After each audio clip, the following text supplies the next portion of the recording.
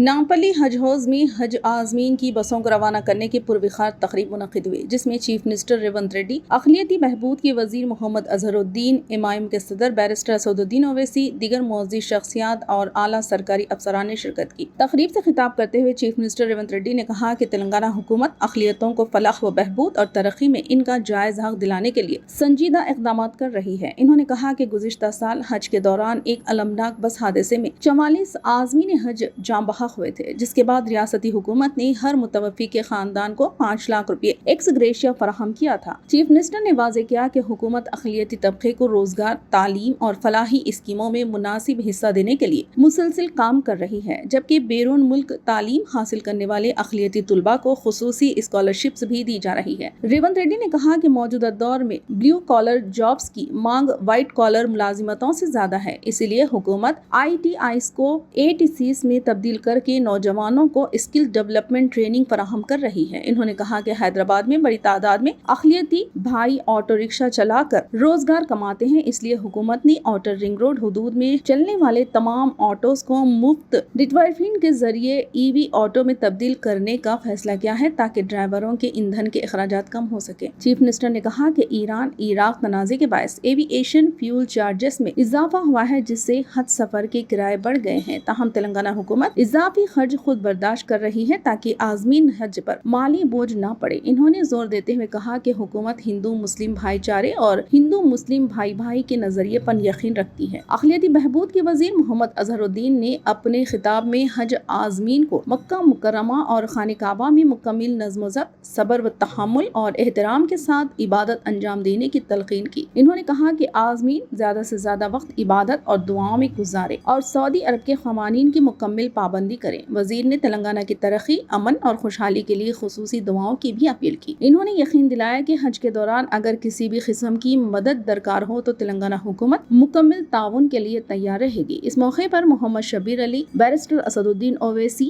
انل کمار یادو، جعفر حسین میرراج، مرزا ریاض، محمد فہیم الدین قریشی، سید غلام افضل بیابانی، سید عظمت اللہ حسینی، محمد عبید اللہ کوتوال، طاہر بن حمدان اور دیگر اہم شخصیات بھی موجود تھے۔ مزید دلچسپ نیوز اپڈیٹس کے لیے TVN 99 اردو نیوز چینل کو فالو کریں، شیئر کریں اور ویڈیو کو لائک کریں۔